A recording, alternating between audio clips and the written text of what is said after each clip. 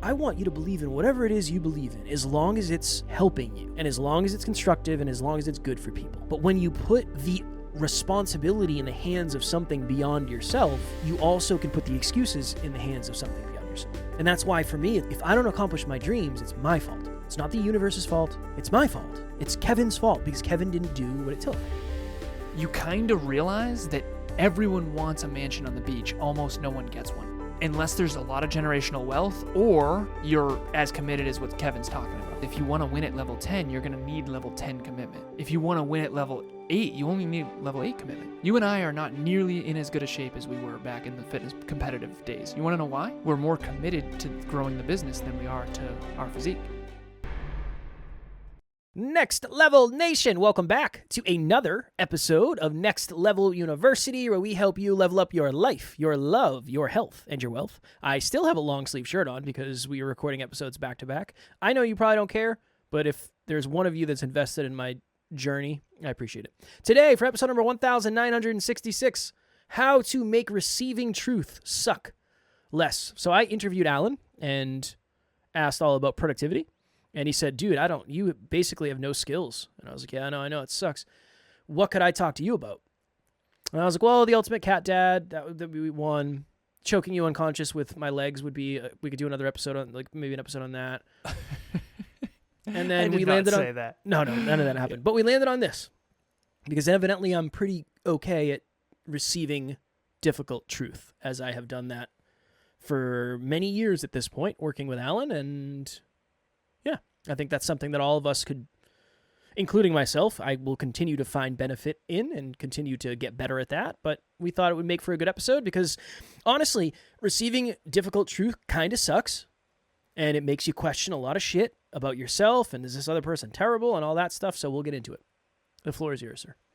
Thank you, brother. You're very welcome. To set the stage for this episode, as if Kevin didn't just do that, he did. But recently I came across a very vulnerable, little bit heartbreaking understanding about why I've had so many challenges in relationships in my life. Not just intimate relationships, but just relationships in general. And the pattern goes a little something like this, high level. Someone comes into my life, and I'm very obsessed with goals and dreams. Big fan. My whole world revolves around goals and dreams and helping people achieve their goals and dreams and reach their potential. I'm very proud of that, but this has come with a very challenging thing with it. So here's the challenging thing. So someone comes into my world, talks about goals and dreams, and I want to help them reach their potential. That's my calling. That's my purpose. So they tell me, hey, this is my goal. This is my dream. And I tell them the hard truths that I believe are necessary for them to actually achieve those things. And sometimes, if you've ever heard of don't shoot the messenger, sometimes people shoot the messenger.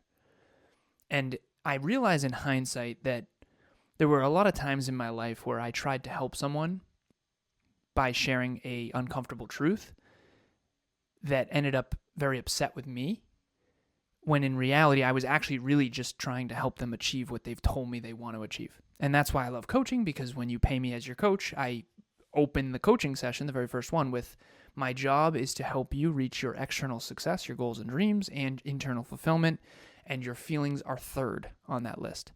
So please do not coach with me unless you are allowing me in advance to share things with you that will be uncomfortable. And please do not attack me. And if you are triggered, that's okay. Let's sit in it and talk about it and just know that I'm trying to help. Okay, so I've had to give Kev a lot of challenging truths because Kev has told me from 8 years ago when we first started working together, and he was on my podcast, my YouTube channel. I was on his podcast, and we teamed up, and he has been telling me his goals and dreams for 8 years, and they've evolved as he's evolved. Okay. What I want to interview Kev about is, how is it that in the past, people have shot the messenger, thrown stingers my way, or villainized me, or poisoned people against me, or whatever it is, and how is it that you have accepted said truths without villainizing me? So I told Alan, I said, you're going to have to push me in this episode because I'll give an answer that I think is an answer because it's just my truth. And then if we have to dig, we'll dig more. One, I actually believe you have a better answer than I do. So I don't believe you're telling me just to hurt me. I feel like you're telling me based on what the goal is, and I think you have a better idea of how to reverse engineer the goal than I do. That's one. How do you know that? It's just been enough time. Proof. How did you know in the beginning? I didn't.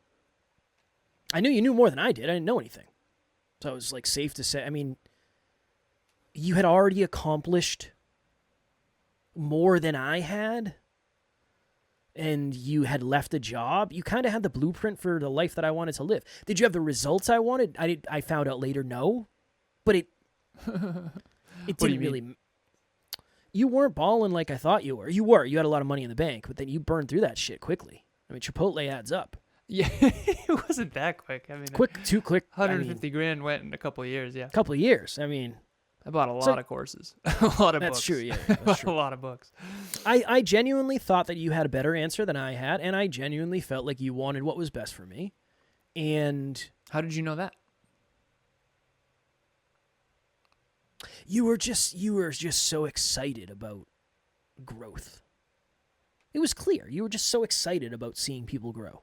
It was like, I don't mean this in a like talking down to you way, but it was like cute, like how much you enjoyed seeing people grow, like how much it ignited you, how excited you got. Cute makes sense. I was naive as shit. Well, you were naive.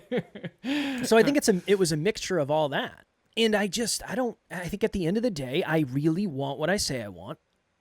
I'm not just saying it. I'm not just saying it to sound cool. I would say better stuff if I wanted to sound cool. I would say I want to make $1 million an hour and do no work. That's what I aspire to. You think that sounds cool? I think it sounds cool as shit. Really? Yeah. Imagine making $24 million million a day doing nothing. Sounds awesome. Playing video games, sleeping. Am I the only one who thinks that sounds really dumb? I think there's a difference between dumb and attractive. It sounds dumb because it just doesn't work that way, but it sounds very attractive. Is what I would say. Okay, so you didn't shoot the messenger. You accepted said hard truths. Also, which has repeatedly surprised me. Go ahead. I called the messenger. So it's not like the messenger just showed up. I asked for the messenger. So why? I don't really feel like I get to... I don't feel like I get to shoot the messenger when I'm the one who asked the messenger to be there in the first place. It's like going to the doctor and saying like, hey, my knee's been bothering me. I feel like I need somebody to look at it. It's like, well, your knee is shot to shit. It is shot to shit. And then being like, it's a hell of a how dare you for my coaching? How dare you say that to me? It's like, well, that's what you came here for, right? You came here for a diagnosis. You came here so we can fix this together.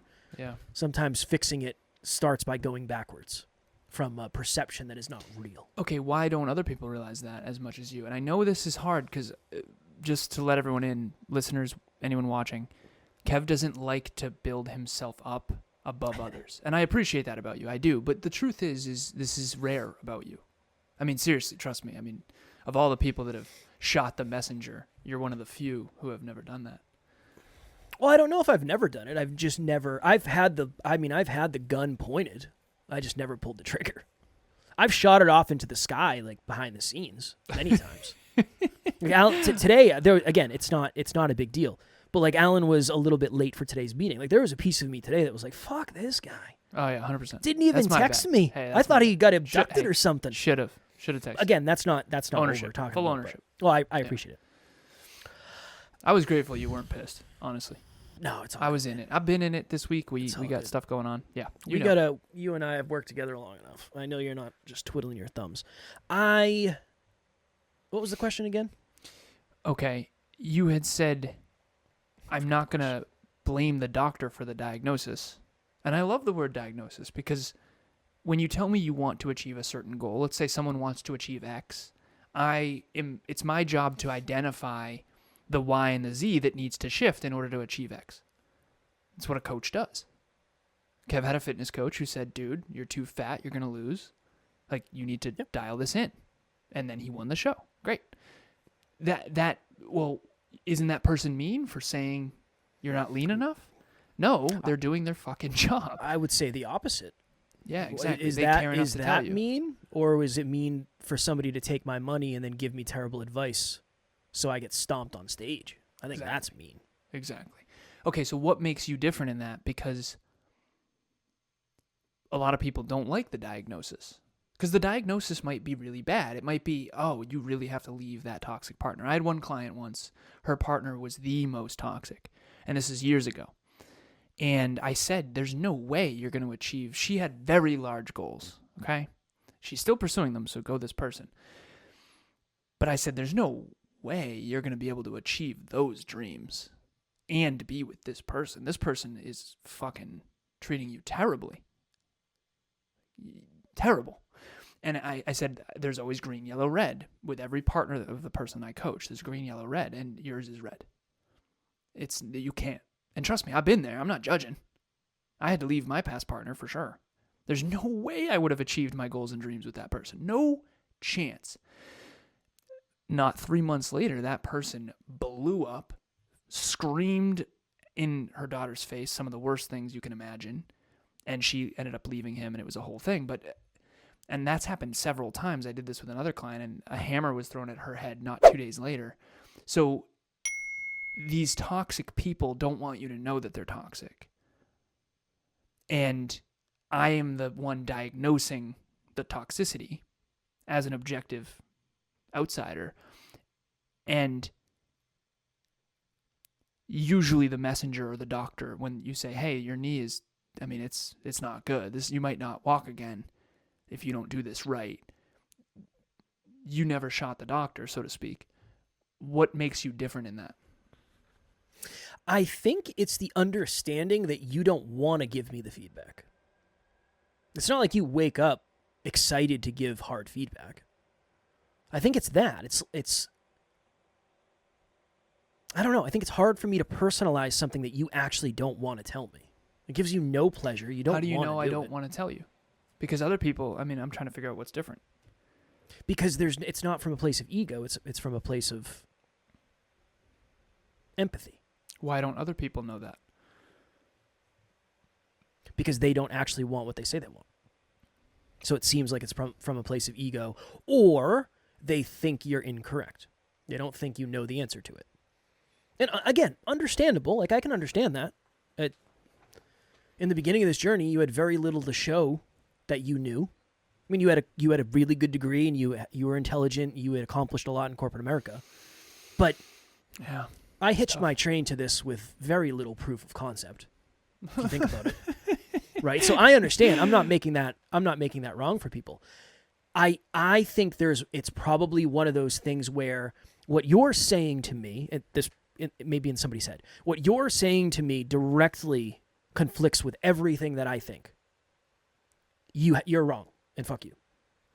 I'm going to go find someone who believes the same exact thing I do that reinforces all my beliefs. And honestly, I don't even care if I'm successful because I'll feel right in the process. I think that's conscious, or is that unconscious? Do you think that they're consciously choosing not to achieve their goals? Because the unfortunate part, I've said this to clients too, I don't even want to say this. And you just mentioned that. Yeah. I'm saying this because I care. Honestly, out of self-preservation, I'd rather just not say this. I'd rather just move on with my life. I think people like to be right. I think there's a very large subset of humans who would rather be right than successful. And their definition of success, not mine. I don't want to be right. I don't need to be right. Yeah. I don't care. Where does that come from? Is that humility? Why don't you care about being right? I feel like I only care about, we talked about the truth ball that pops out. Kevin and I, we both throw in our perspective, and then we hope the truth ball pops out. We don't hope Kevin's ball pops out of the little thing. So let me make this make sense. In the lottery, you put a bunch of balls in a thing, and then you shake them up, Powerball or whatever, and then boop, 17. Anyone have 17 or whatever? Kevin and I are putting in our perspectives. This is what Drive to 5 is. That's what this podcast is. We put in his perspective, and we put in my perspective, and then we shake it up, and then we see what boop, little truth ball comes out. I think a lot of people, this is a good metaphor, want to sign their ball, and they want their ball to pop out. I could give a fuck about that. Same. I care about what's accurate. And the reason why is because if you don't know what's accurate, you're not going to achieve your dreams. You can't get to a destination with inaccurate data. It's like a self-driving car with the wrong address or the wrong terrain or the wrong current location. It's just going to crash. And so why do you care about the truth ball more than Kevin's boop ball? Because I was quote unquote right for the first 26 years of my life, and that got me fuck all. Really? What is there? What is the point to being right when you're wrong? There isn't. It serves your ego, but it doesn't serve anything else. It's not real. It's not productive. Going back to the previous episode, it doesn't get you anywhere. It makes you feel really good for like a minute, and then you regret it, and then you feel dirty, and you know you jeffed, and then you feel shame. So yeah, it's that. I don't think in my mind I have connected me being right to the only way to be successful. I think there are some things where I'm statistically more right than you. Yeah, for sure. Yeah, way more than I thought. If anything, in the beginning, I didn't push on those enough. Agreed. Yeah, I actually came to you, and that was part of my feedback for Kev behind the scenes is, brother, I need you to really tell me. Lean into it when you know. You got to, because you know when you know better than I do, but you don't know that you know. Now I do. It's like I want proof that I'm actually right. Like I think my natural thing, not always, it depends in a lot of situations, but my natural thing is I doubt myself, and it's like, well, I don't know. I feel like I might have an answer. I kind of know, but I don't think I know it any better than this person. Now over time, it's like, no, I definitely know. It's just certain things I feel like I know. Just based on the fact that I predicted them, they happened, and now I can kind of figure out why. But yeah, I don't think for me it's there's not a connection between when I have to be right in order to be successful. If that's the case, then I think that's a very dangerous place to live. If you're clinging on, anyone out there watching or listening, if you're clinging on to being right, you're not going to be successful, in my opinion. Unless because you have no humility. You need unless you humility just have the successful. answers to everything. Which is impossible. Yeah, which you don't. Because if you did, you wouldn't be trying to be right. Someone who's always trying to be right can't have the answers to everything. Right. Because you're not. By curious. definition, because you're not asking, you're not learning. That's like, it really bothers Kev when he sees an interview of someone who's the most successful in their space and the other person can't even let them talk. It's like, wait a minute, this person is so far ahead of you. Why aren't you giving them a minute, right? So, and the other piece of this too is, if we were to take all of my knowledge and all of Kevin's knowledge, mine is more. But that doesn't mean that I can't learn from Kev. I think a lot of people have that too. It's almost like if I ask Kev questions, I somehow am seen as less than him or something. Like, that still breaks my brain. It's the only reason why I know so much, quote unquote, is because I ask everybody questions all the time. To my own fucking detriment, apparently. Sometimes you shouldn't, but... Yeah, I definitely need to stop doing that with certain people. But that's how I learn. I love learning from people. I mean, there's every human I ever meet knows something I don't. And I'm trying to find what that is. That's why I know as much as I do know. And I think that long term, that is a win. Short term, it's a terrible idea. Be careful. Okay, back to interviewing you. All right. Let's say hypothetically, you got a really challenging truth, and if you want to find one that you'd be willing to share on a public medium, maybe it's from me, maybe it's from Taryn, maybe it's from whoever, and you realized, I am fucked if I don't face this hard reality. I'll never achieve my goals if I don't face this hard reality. How did you, maybe you wanted to ego up, how did you not do that? Best example is, you and I having a conversation about how you were afraid you were going to outgrow me in the studio. Fucking brutal. Oh, God, brutal. That one was rough. So it was that. Like, hey, Kev, I'm afraid I'm going to outgrow you if you continue being Call of Duty Kev, trying to be a professional fucking gamer. I guess I could take a little bit of time off. So that was the feedback. What did your ego want to do versus what your highest self wanted to do? My ego wanted to say, why why do you get to tell me how to live my life? And then highest self was, because that's what you signed up for. Because this is what you signed up for, Kev. You signed up to have a business partner who you believe... I can't just take all of the advantages and then pretend that anytime there's a disadvantage, it's the end of the world. Like, I don't think that's real. It's not a real way to live life. Oh, so I can't play as much Call of Duty as I want? Like, whatever. Kev, you suck anyway. Like, you're not good at it. And it's not relaxing. It's anxiety-provoking. There's layers under that. Like, you'll find a better, more aligned R&R. But it's that.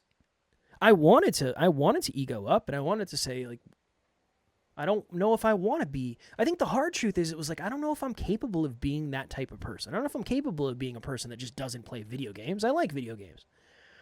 And then it's not just capable, but it's also, you don't know if you even want to quit. Games, right? Yeah. Yeah. But would you quit video games? And this is a tough thing. I do get it more than I ever have. I always joked with Kev, like, I don't say I'm gonna achieve a goal and then like go to the beach. Mm-mm. And I know that sounds probably bad, but you can't want to lose 12 pounds in 12 weeks and then eat pizza over in a surplus and not exercise. If you really want it, you can. Yeah, if you really want it, you can. And is there like a misunderstanding about that? Like, I want to snowboard and I want to play basketball and I want to have friends and I want to do all these things. My computer is apparently going to die. And I want to do all these things. What do we got for battery on there? Let me check. This is we're riding unexpected. the lightning. We are 5% remaining. I'm going to have to switch over real quick. Wait, can you? Yeah. I'm going to try. What'll happen, do we think? I'm going to put on the Wi-Fi first. Let me put on the Wi-Fi first. Okay. And then I'm going to unplug it. We're testing it. You're seeing this live. You're going to see a glimpse of Alan's rear end here in a second. Alan's wearing jeans today, which is good. I have on sweatpants. Because, I just don't, to me, it doesn't make sense to wear jeans in the office. You know what I mean? Alan always says, we're the ultimate tryhards. He's the ultimate tryhard. Oh, hello. Did it work? Yeah, you, glitched across the screen there in a weird way, but you're here. Hey, as you can tell, the internet's not as good. No, I can't tell. It's already a little glitchy. Okay, well, if it glitches, now we know why. But at least we have power. So little tiny behind the scenes, my Zen book. I'm hardwired now because my nobody knows what you're talking about. Nobody knows what you're talking about. The computer that I'm on, I was hardwired to Ethernet. Now it's Wi-Fi, and the Wi-Fi might suck. So my bad. Okay, what was I saying? I was talking about. Oh, okay.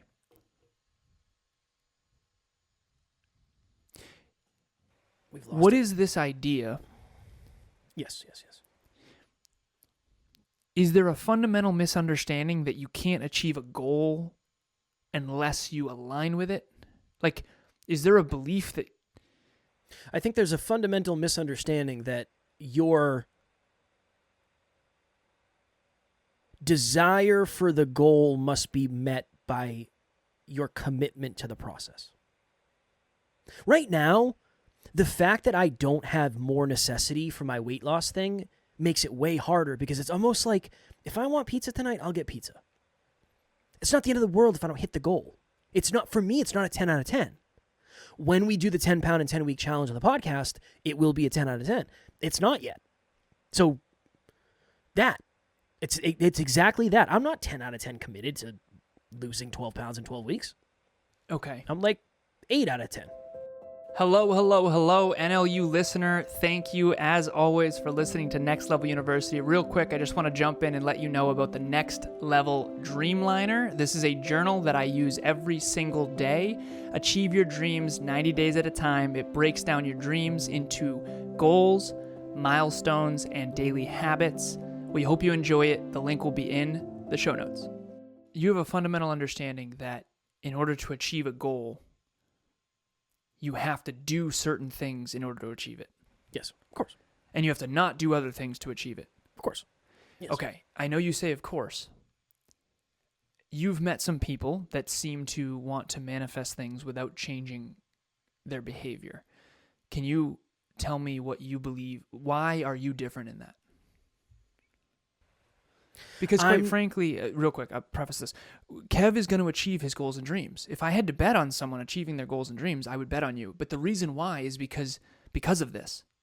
It's not because you're so special. Like, I'm not trying to be unkind, but it's because you actually take in hard truths and go, yeah, I'm not going to achieve my goal unless X, Y, and Z.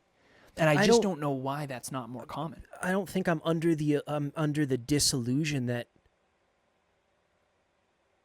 the strategy for me is directly aligned with the strategy that I want. Like, what are the odds that it's going to line up in a way where everything I want to do is exactly what I need to do to get to where I want to get? That's the dumbest. From my goals, that's the dumbest shit ever. There's no way. I'm most like the odds of me even accomplishing my goals are wildly low. Never mind just doing what I want. There's no... Okay, why do you believe that? What about someone who says, well, I'm going to achieve all my goals and dreams with I'm going to manifest it. Like, what would you say to them? I think you're probably stuck in a loop of wanting things that reinforce your existing beliefs. Because here's the thing, and this is this is a potential problem, and please do not villainize me for this. If you believe that your goals, if they're meant to be, they'll be, you will find a reason they didn't happen when they don't. So you're not even, it's not real.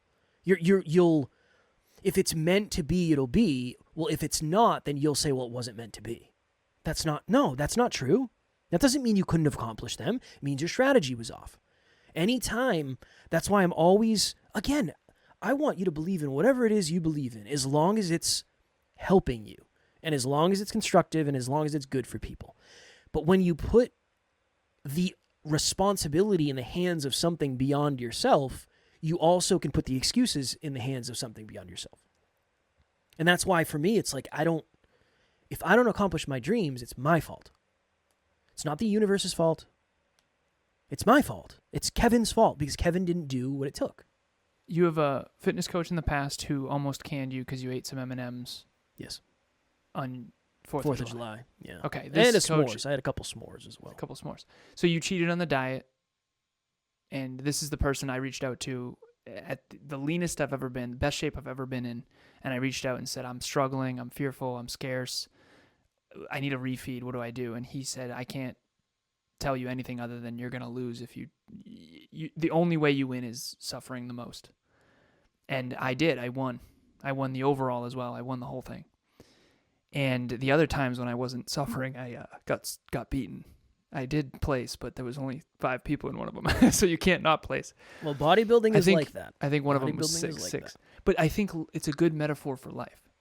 It's a bad metaphor for life if you include steroids and all kinds of stuff and lying and cheating and pretending to do a P test and doing it wrong, like all this stuff. It's a great metaphor for life when it comes to what it actually takes to achieve goals. In the real world, not the social world, the real world. And my question for you is, there's certain people you would not recommend that coach to, right? Most people. Okay. All right. Most Why? people. But yet you hired him, and you're grateful that you hired him, and you thought he was a great coach. I have nothing but kind things. I recommended him to somebody 2 weeks ago. Okay. I recommended him to why you. Wouldn't you? I recommended him to Matt when Matt's coach was garbage. Yeah. I said, dude, this is the dude you talk to, and you'll win. Matt won. You won. I won. Is that a coincidence? No, he's a good coach. Yeah, he is. Okay. Why don't you recommend him to most people? But you do recommend him to me, Matt, and you. And I know you don't like to pump our tires, but I want to get to the root of what's going on here. Well, I think the simplest answer is he's not for most people. He's for somebody who really wants to accomplish whatever the mission is, and they're willing to suffer as much as it takes to accomplish that. Like that. He's just, a lot of people say, this is the year I'll look the best I've ever looked this summer on the beach. Awesome. I hope you do. I do. There's a smaller subset of people that say, like, I'm going to do a photo shoot this year. Cool. Awesome. And then there's an even smaller subset of people that say, I'm going to do a fitness competition this year. And then there's an even smaller subset of people that say, I'm going to get on stage in my underwear and flex for a group of strangers to try to win a trophy. Those are the people. I think it's because you already have an understanding of what it's going to take. You know, like, it's like somebody who's been in business for a year knows drastically less in terms of like what it's going to be like than somebody who's been in business for 8 years, hypothetically. So if I connect with somebody who's already been in business for 8 years, you have so much experiential knowledge just because you've existed this long. So it's just a smaller subset of a smaller subset of a smaller subset. How do you just know like, that those people really wanted to win? Like, how did you know you really want to win, Matt really wants to win, and I really want to win? Like, what? How did you know? What did you observe? Because everyone thinks they want to win, but you always say, I actually wanted to win, and it never makes any sense because you don't go deeper. So what do you mean by that? I didn't do the fitness show. I did the fitness show to win the fitness show. That was the only reason I did it. I didn't do it for the fucking experience. I didn't want the experience. I wanted to win the show. And when I signed up, I said, I'm going to do what he tells me. I'm going to eat what he tells me to eat. I'm going to exercise as much as he tells me to exercise. I'm going to do as much cardio as he tells me to do. That's what I'm going to, and I mean, that's what I'm signing up for. I'm literally going to someone and I'm asking them the answers to the test. Okay, I'm going to skip out on the test. Can you anonymously talk about someone who isn't like that? And what's the difference? And again, the reason I'm doing this is because anyone out there watching or listening, if you really do want to achieve your goals and dreams, there's stuff in between the notes here. Like, what is Matt? You knew would win, right? And yes. You knew I wouldn't, because Yes. that was the show that I got stomped and he won, right? Yes. Okay. And the show that I won, you knew I'd win? Yes. How did you know? How did you know Matt was going to win? Because Matt was just unbelievably committed. He was walking the talk. Matt didn't even want people to know that he was doing a bodybuilding show. It wasn't about that. He put some pictures on social media, but not like most people do. I had way more pictures on social media of the bodybuilding prep than he did. He was doing it for the right reasons. He wasn't doing it to be cool. He wasn't doing it for significance. How could you tell? How did you know he was doing it for the right reasons? Because it was almost like he didn't even want anybody to know. It wasn't a flex. He wasn't doing it for a flex. It was like the opposite. So there's a correlation between people doing things for a flex versus doing it because they actually want to achieve it. I think that when something becomes cool, a lot of people start doing it. Like there are some podcasters I know won't win. They started because it was sexy, not because they intended on winning. They started because it was the sexy thing. How do you know? What are you picking up on? Like, what's the difference? Well, we tried all the other stuff in business and nothing really seemed to work, so we thought we'd give the podcast a try. It's like, you're done. You're done. That's like saying, yeah, I met Emilia. I was just like, yeah, I'll give it a shot. See if we can work it out. Oh, okay. How's that going? Okay, what would that tell you? If I was like that, what would that tell you? You'd be single for a while. Meaning it was eventually gonna fail because I wasn't willing to do whatever it took. Yeah, it's not. You're going into like a preference versus a. It's like kicking the tires. It's like, yeah, let me see. Like if it's convenient and it works the way I want it to, I'll stick around.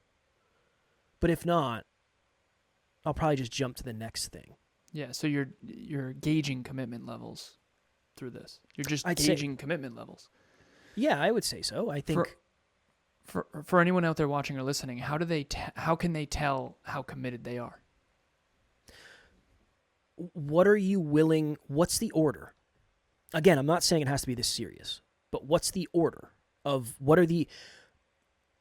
what's the order of the operations when it comes to your life and when it comes to your goals? I told Alan this today. There's some stuff going on behind the scenes with the team, and a couple members of the team are going through some emergency stuff. And I woke up today. I got up at 6, as I do, and I literally was, from the moment I woke up, my phone was glued to my face. I told this to somebody the other day. I said, you have to understand, if where you want to go, the goals that you have determined, I have not determined them for you. You told me you want them. You asked me what it would take to get there. This is my understanding. I could be off. I don't think I am. You're not going to be able to wake up and have breakfast with your partner just because you want to.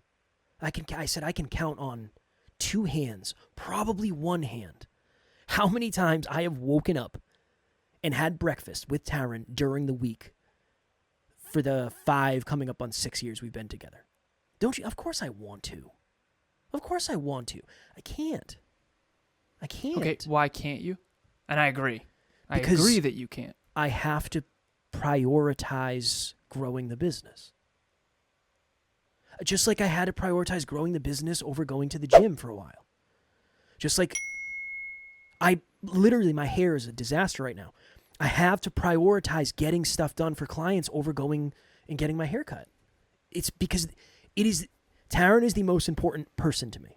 Hands down, bar none, not close. The business and the mission is the most important thing to me over everything else. So it has to be number 1. So almost everything else is secondary. I'm not saying it has to be that way. But when I was doing bodybuilding, does it offend you that I'm not eating your food at your wedding? I'm sorry. I'm sorry. I cannot come then, but I'm going to eat my meal because that's what I signed up to do. My bodybuilding coach was pissed at me because I didn't even tell him it was my birthday. He was like, dude, I would have given you a cheat meal. I don't care. I signed up to win the show. I didn't sign up to get special treatment. I don't want special treatment. I want to win the show. That's what I want. That's what I want. But this is the downside. Those are the people that get shit on. You get shit on when you are more committed than anybody else around you. Yeah, it's the fucking worst. You get shit on when you... Why isn't that more valued? I thought that's cool. I respect it. Well, same. I think it's super cool. Shout out to you. If you're more committed than those people around you, you're getting negativity. I'm sorry. Because Amelia has a test on Saturday for a trauma certification she's doing. Dude, she's studying morning, evening, night, all. Dude, so do I. I respect it. But it's the same thing. It's the same thing. She gets shit on more than anyone, though. That's the truth. You and I spoke to a group of students one time, and I said, I really wish I had the balls to say, I know you probably don't think any of what we're talking about is cool, but trust me, there are a lot of people my age that are coming around to self-improvement now. A lot of people. Shout out to you if you are. Unfortunately, I think the reason they're coming around is because they've been through the ringer. Yeah. And their life didn't end up where they wanted, and now they're searching for stuff. Do you think humility and commitment are tied together? Because if you don't have humility, it's almost like you don't think you have to be committed. Well, I think accuracy is a big piece. If you have to kind of, you either have to kind of be accurate with what it's going to take. You have to accidentally fall in line with what it's going to take, or you have to find someone who tells you what it's going to take. Yeah, but you won't find someone who's going to tell you what it's going to take unless you have humility. I don't think you'll take the advice without humility, yeah. Yeah. I mean, that's why I said what I said in the last episode, last thing, because I got to jump. I also really, really, really need to pee. Smallest bladder in the game. I'm going to get you a T-shirt. That's going to be the first merch that we sell. So from he doesn't want. He's got to pee so bad. Not the first merch. He's got to pee so bad that he won't let me finish. It's going to say smallest bladder in the game. You know it. Smallest bladder in the game. Okay, so from age 20 to 40 on the last episode, if you heard it, I talked about how the bludgeoning of humble pie. What I meant by that is that from age 20 to 40, everyone out there in that age range, and if you're not in that age range yet, you know, because if you're past it, you definitely know, and if you're younger, it's coming. You kind of realize that everyone wants a mansion on the beach. Almost no one gets one. Unless there's a lot of generational wealth or you're as committed as what Kevin's talking about. So what we talk about in group coaching is if you want to win at level 10, you're going to need level 10 commitment. If you want to win at level 8, you only need level 8 commitment. You and I are not nearly in as good a shape as we were back in the fitness competitive days. You want to know why? We're more committed to growing the business than we are to our physique. Let me throw something out there real quick. Tara and I were watching a show. On a scale of 1 to 10, how bad do you have to pee? 10? 8. We were watching a show the other day. And do whatever we got to do. Okay. He's going to pee on the floor. there was not that committed. there was a in this show there was a You know I am. I know you are. I know you are. No, I'm certain you are. There was a white president. So there's a show Tara and I are watching. The president is white, and there's a black grandfather and a black grandson. And the president says, well, just believe, you got to believe in yourself, and one day you might be sitting in this seat. And the grandfather and the grandson are walking out, and he said, don't believe that shit. Now, again, there's a point to this, I promise. He said, there's a big difference between dreams, goals, and fantasies. He said, that's a fantasy for people like us. He said, there's some people that are born 7 feet tall. It might be the goal. It might be the goal to play in the NBA. But for somebody else, it might be a fantasy. Yeah. That's fire. Goals, wait. Dreams, goals, and fantasies? It was, yes. But it was really powerful the way they said it. Now, again, do I agree with that? Necessarily no, because we've had a black president. Yeah. Which is right, awesome. That's a whole different thing. But for my thought, this was it. The dream, okay, what's the difference between me saying I want to be a successful podcaster? Why is that a dream and not a fantasy? Because I don't expect to get it with no work. I think that's a fantasy. I think if you think you're going to have the most successful anything with no work, that is a fantasy. You're living in a dreamland. That's not going to happen. But I do think the difference between a fantasy and a goal is a fantasy is up to something else. A goal is up to you. It's up to you. And just to clarify, I don't agree with what the grandfather said to the grandson. Yeah. I want to make sure I make That's that. very clear. Okay, but I'm just want to make sure that you're reiterating. I'm trying to take a parallel from a TV show, and I'm like, well, that's not. I mean, it wasn't super positive the way he said it. I want that. I want the kid to dream. And I don't think it is a fantasy in this case, but I understand what the context. So we're good. And I appreciate you clarifying. To wrap up here, for anyone watching or listening, what's your commitment level? Is it a dream, which it's very probable it happens if you put in the work? Is it a goal where you're guaranteed to do it and you're really committed to it, short-term goal? Or is it a fantasy and it's like, you know what? I'm not that committed. Own it. It's okay. Do you know how many people, I have a client, I always tell this story because I love it. I said, dude, does it bother you that you're out of shape? And he doesn't mind me being honest with him. This guy is asking for hard fucking truth. This dude, I've told him, dude, come on, I need you. He's literally come to me and said, I need you to be a little fucking harder on me. Mm-hmm. I was like, okay, all right. I said, does it bother you that you're out of shape? He's like, nah. I said, dude, this is unacceptable for me. Like, this bothers me every fucking day, like how out of shape I am. I said, when you're at a barbecue, does it affect you? Does it bother you that you're not in like really good shape? He's like, no, not really. I said, dude, how much does it bother you that you don't have 15 grand in your bank account right now? He's like, it bothers me all the time. Now, he has tons of investments. He's a multimillionaire. The truth is he's not committed in fitness, but he's committed to his financial goals. Yes. Guess what he's achieving? His financial goals, and he's achieving the hell out of them. I'm proud of him. I would rather you just own if it's a fantasy. Because with this guy, he's like, how do I get a six-pack? Brother, it's not going to happen. You're not getting any younger. You're 38 and you don't work out that much. It's okay. Let it go. Hey, let it go. Trust me, I don't have a goddamn six-pack. And I work out 1,066 days in a row. Okay? And I'm not working out easy. I mean, when we're walking and exercising and that, yeah, but my weight training is hardcore. Dude hasn't tracked a calorie in months. It's been a long time. But I'm not expecting results without that. That's the thing. The thing. Okay. For anyone out there, is it a dream? Is it a goal? Or is it a fantasy? I think that if nothing else comes from this episode, I hope that does. And if it is a fantasy, let it go. Let it go. If it's something you really want to achieve, maybe it's time to face some hard realities of why you're not achieving it. The reason we're not achieving our goals and dreams is because of the story we've told ourselves about ourselves, or the story we've told ourselves about the strategy, or the story we've told ourselves about, it's because you're not facing something. There's some inadequacy, some weakness, some hard truth that you're not facing. That is what coaching is.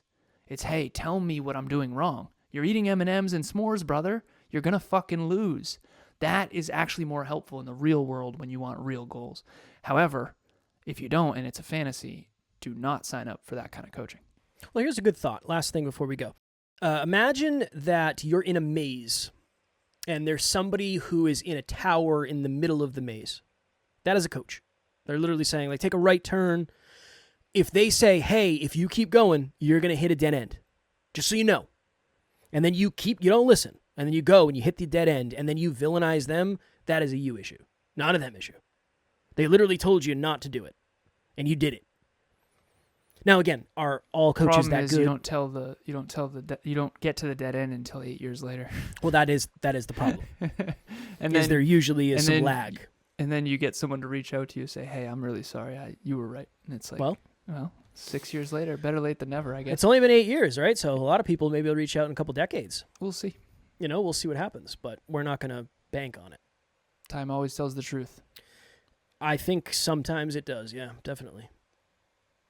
Not always, though. Strong work, man. You think it always tells the truth? Eventually. Yeah, I do. I think that's why facing mortality is so hard. Because I think we all have to face the truth one way or another. Yeah, I do. I do believe that's true. That's why my car accident was so transformative. I had to face all of the truth. Sometimes when I hear the bumper sticker stuff, I got to check it, see? Got to give it a kick, see if it's real. I see you. That is my current belief. We will see. You think time heals all wounds eventually? No, absolutely not. I didn't. You never heard me say that. I've never. Yeah, no, that's. And then what doesn't kill you makes you stronger. It's like no, it can, but no, I don't think it's across the board. Okay. Blank. If blank. All right. If you are looking to be a more consistent journaler, and you have bought journals in the past, and you're just like, look, I don't have 50 minutes to write out an entire novel every single day. We have the Next Level Dreamliner. It will probably take you less than 5 minutes a day. It takes me less than 5 minutes a day. I'm a huge fan. It's on Amazon. It'll get shipped right to your house. There's questions in there every day. Habit tracker, all that happy jazz, boom. Yeah, you're not probably going to write as much as Alan has, so don't feel like you have to. Mine is more like chicken scratch. So we'll have the link in the show notes for that.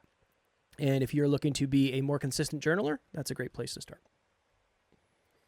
You want to say anything at all to the people? Or yes. If you're looking for someone to be in the tower, not the ivory tower, not the I'm special tower, not the I'm going to look down on you tower, but the tower where I can help you in the maze, because I've helped many people navigate their own mazes, reach out. The link will be in the show notes to book on my calendar. 30 minutes free business breakthrough session, career development, business coaching. Either one of those works. I will help you generate more income. I will help you get more on track. I will definitely help you be more productive. And yes, I will have to tell you some hard truths that you might not love hearing in the moment, but you will always be more likely to succeed. Hard truths are necessary, for sure. How we respond to them and take them is personal, I would say. All right. As always, we love you. We appreciate you. Grateful for each and every one of you. And at NLU, we don't have fans. We have family. We will talk to you all tomorrow. Stay next level. Next Level Nation.